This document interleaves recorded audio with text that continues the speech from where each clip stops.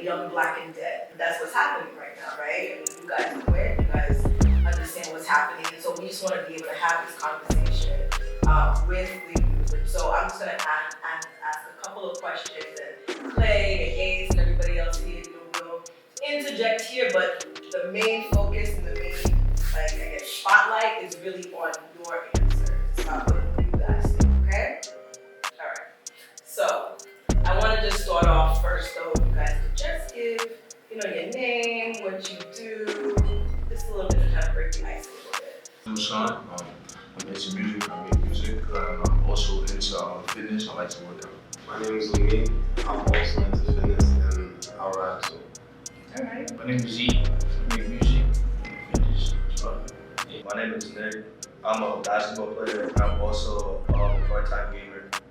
All right, cool. You guys see what's going on with this gun violence, right? Every day, really, we're getting news that, 10 bodies here, 52 shootings in one weekend. And so as youth living in these communities, what are your thoughts about the gun violence that's happening right now? Honestly, sometimes it makes you feel like the world is like really small.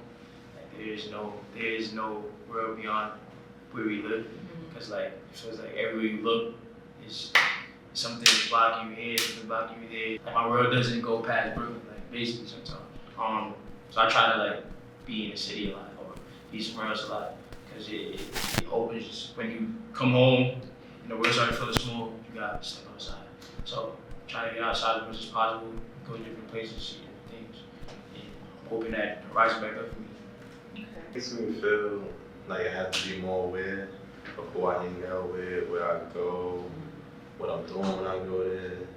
And it just makes life a little more suspicious because like the shootings, it doesn't have to be gang related, straight bullets hit anybody.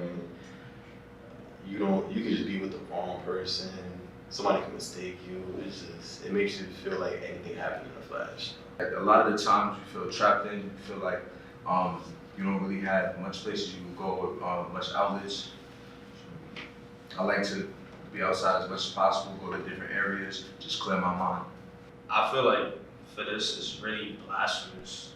I don't normally go outside all the time because in most case scenarios I like to stay home or I like to go to my neighborhood park. And also hang around with a lot of different people. Hang around with the wrong person at the wrong time and something can really happen. And you really have to be mindful of your surroundings, which areas you go into, stuff like that. It's really hard. So overall, would you guys feel safe in your community? I always feel safe because I feel like I make good decisions.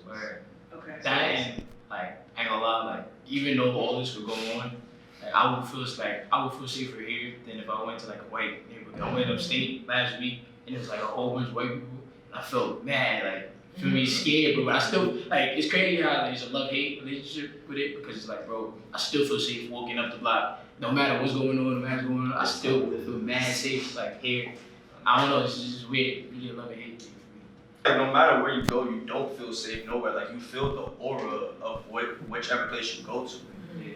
It's you can feel something is about to happen. It's you have the instinct right then and there. Oh, I gotta get out of here. I don't feel safe in this area.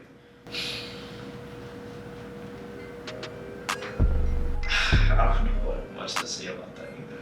So now, with the news we're hearing about the gun violence, and I know you just made that statement that it doesn't have to be gun violence or gang violence. It could just be, anybody just getting caught with a straight bullet, right? But it looks like there's a lot of focus, right, on the gang culture, things like that. Do you find that there truly is a problem with gangs in the community, or is the media blowing this out of proportion? The media blows everything out of proportion, but it is a problem. Okay. Yeah, I think it's a problem as well. I think it's a problem, but it's not foundation in the gangs. They didn't start the problems. You still have to look at the situation and world around it. I think the media likes to just say, all right, well, there's a shooting in a black neighborhood, gangs did it. Bro, poverty, famine, a whole bunch of stuff equates to all of this, the lack of money, capitalism, it's crazy. Nobody likes to talk about the fact that it's just nah, these black kids are bad.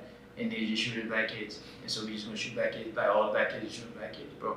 Say the full story, and when things change from there, things will change in here.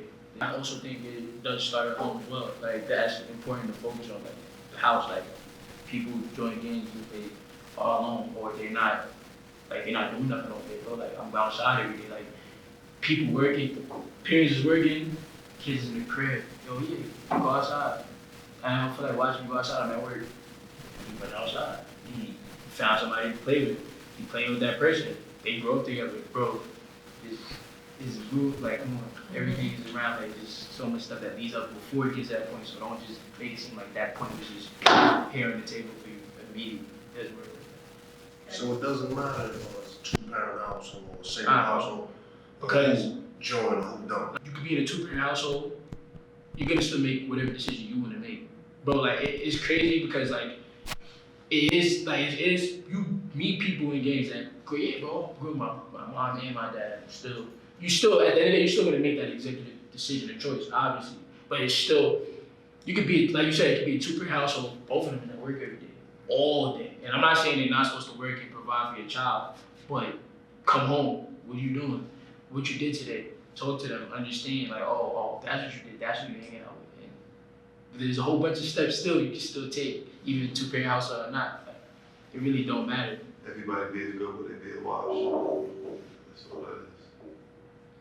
I mean, it's not really just gangs in general. It's like ordinary, regular people that you see walking around in neighborhoods or the rest of the world. I mean, with media purposes, they can really blow a lot of news stories out of the water, which doesn't make sense to me. Like you can hear, oh, local neighborhood gang shot up a whole entire park or whatever.